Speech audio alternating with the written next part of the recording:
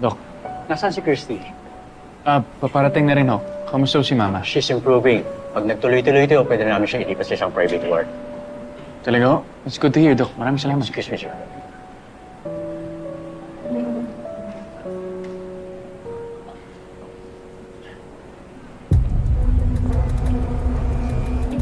Oh, bakit nandito ka pa? Bakit? May problema ba? Nasa si Christy? Bakit ba ayaw mo tigilan si Christy? Porkit ba nawala na ako sa buhay niya, umaasa ka ba na may mangyayari pa sa inyong dalawa? Wala ka nang pakialam doon. Meron, Leon. Kasi ang dami nang nadadamay dahil dyan sa kalokohan ng ex mong si Hana. Kita mo nga si Mama eh. Muntik na mamatay dahil kay Hana. Bakit? Anong alam mo kay Hana? Nagsabi sa akin si Christy. Ilang beses siyang pinagbantaan at sinabotayan ni Hana. Pero anong ginawa mo? Wala ka namang ginawa para pigilan yung babae mo, di ba? Anong klase ka? Gago ko pala eh. Kararating mo lang dito.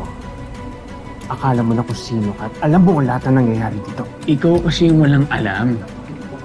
Ilang beses sinasabi sa'yo ni Christy na may kinalaman nga si Hana sa pagsunog.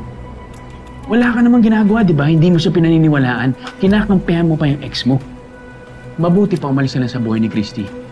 Kasi wala ka namang silbi.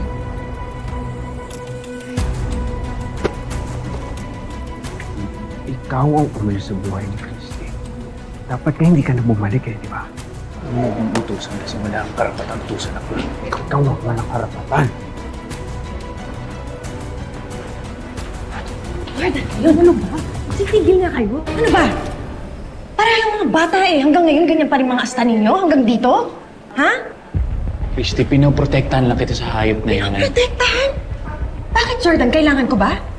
Nakalimutan mo? Ang tagal mong nawala? Kinaya ko mag-isa, di ba? Wala na kasi dapat yung lalaki niya dito. Ano, ikaw rin? Ikaw? Yan, ano karapatan mo para magpaalis sa mga taong nagmamalasakit kay Mama? Ha? Wala kang nang ginawa para mabigyan si Mama ng katarungan eh, di ba? Christy. Ano? Hindi ba? Hindi ba, Leon? Kumakampi ka dun sa hanang yun, di ba? Hindi ka nga naniniwala na siya may gawa nito kay Mama eh. Christy, alam mo naman na lumalagay lang ako sa tama. Sa tama?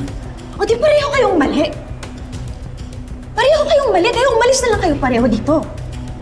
Pabayaan niyo na kami ni Mama para naman magkaroon kami ng konti katahimikan. Umalis na kayo! Gulo ninyo eh.